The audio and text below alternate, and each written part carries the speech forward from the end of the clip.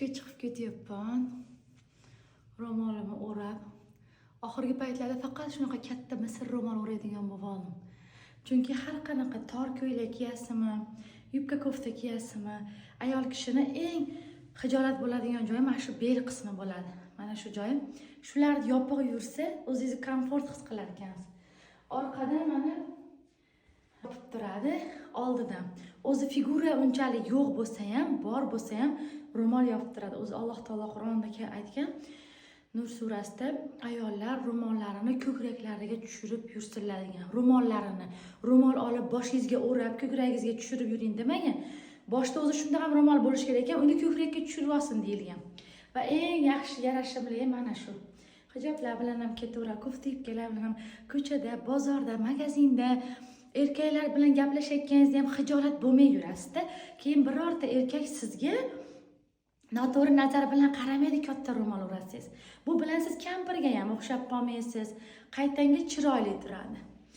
Endi paltoyimizni kiyamiz. Bismillah deb ishxonaga bir xabar olib kelib, klientlarni chaqirib, sotuvlarni qilib kelaman. Mana. Qalay. Ko'kka ko'k yaxshi tushmadi deb o'ylasalaring kerak. Lekin menimcha yaxshi. Bunga ko'k sapochkam bor, hozir olib kelaman. Ko'k sapochkam bor. Men shuni kiyib olaman. Voy bismillah. Endi qalay. Sapochkasi ham bor. Nimani? Paltoyimni. Sapochkasi ham bor. Betimga kecha uxot qildim. Betim yilt qilyapti. Buni ustiga bir narsa sepib olganman-da, shuning uchun yaltirayapti. Limon po'stlog'idan qilingan. Bir narsa. Bu Tesla'ning kaliti. Bu ishlatish uchun kartochkam. Bularni cho'ntakka solib Bismillahilladzi la yadurru ma ismihi shay'un fil ardi va la fis samai va huwas samiul alim. Allohning ismi bilan panoh tilayman. Yer va osmonning o'rtasida biror narsa zarar yetkaza olmaydi. U eshituvchi, ko'rguvchi zotdir. Va la havla va la quvvata illa billahil azim. Amin. Allohu akbar. Qahva ichdim-da, u biroz yuraydi, baquvvat qiladi. Shuni hisobiga. Svetlar o'chiramiz. Men svet o'chirib yuraman. Xudoning qudrati bilan. Chunki quyosh panelim pulga kelganda, bundan pul tushib turadi. Qancha ekonom qilsam shuncha kartamga tushadi. Yana sizlarga bitta narsa ko'rsataman hozir. Mana.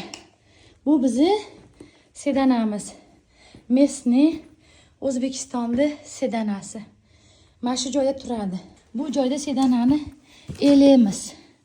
Mana qipag'i, qumi. Birinchi elash jarayoni. Bu sedanalarni chet elga eksport qilib yuborishyapti ekan.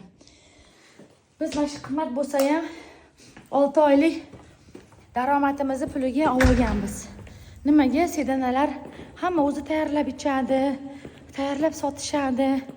Shuning uchun biz ham topgani qiynalib qolamiz. Biz Pokistonda chet elda sedanasidan qilmaymiz. O'zimizni mesni sedanadan qilamiz. Uni ichida yog'i bor, mag'zi shirin, achqimtilmas.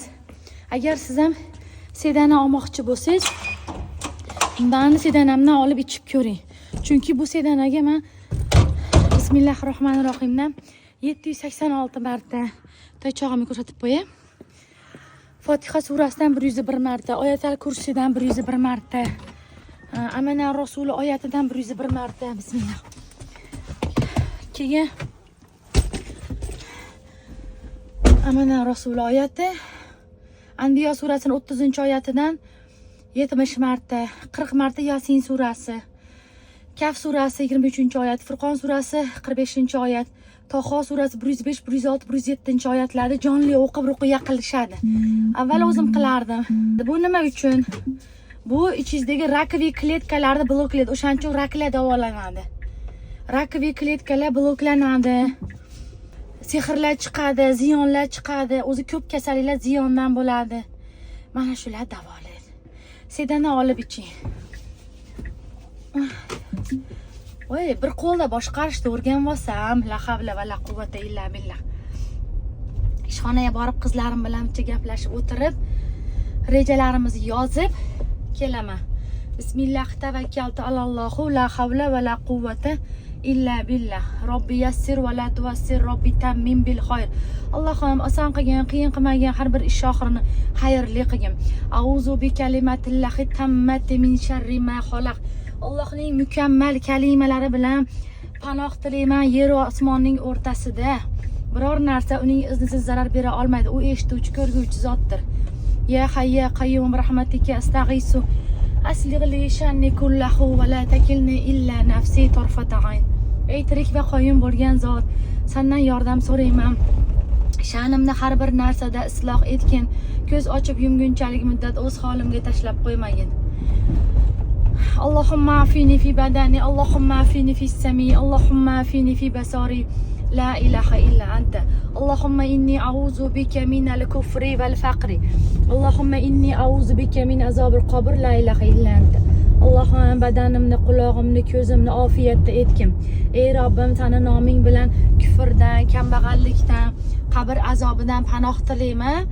Sendan o'zga iloh yo'q. Qal mulku lillahi robbil alamin. Allahumma as'aluka khayra hazal yawmi fathahu va nasrahu va nurahu va barakatuhu va hudahu. A'udhu bika min sharri ma fihi va sharri ma badah.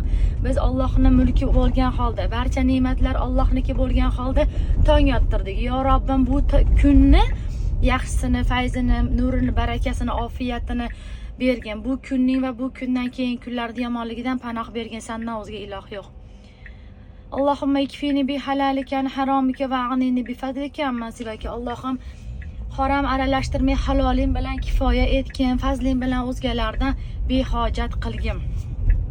Albatta sendan Nabiying Muhammad alayhissalom so'ragan xayrli narsalar barchasini so'rayman. Nabiying Muhammad alayhissalom panoh so'ragan yomonliklardan panoh so'rayman. So'raladigan zot faqat sensan. Va la havla va la quvvata illa billah. La ilaha illalloh aliyul azim, la ilaha illalloh halimul karim, la ilaha illalloh subhanalloh robbil arshil azim, alhamdulillah robbil alamin. Ya Robbi, ya Robbi, ya Robbi, antal lazi la ilaha illalloh wa akhza hojati, ya zal jalali wal ikram, wa la hawla wa la quwwata illa billah. Va sallallohu ta'ala ala khayri khalqihi Muhammad va ala alihi va ashabihi ajmain. Amin. Allohim kunimizni xayrli qilgin. Barcha sabablarni qildik. O'zingga omonat.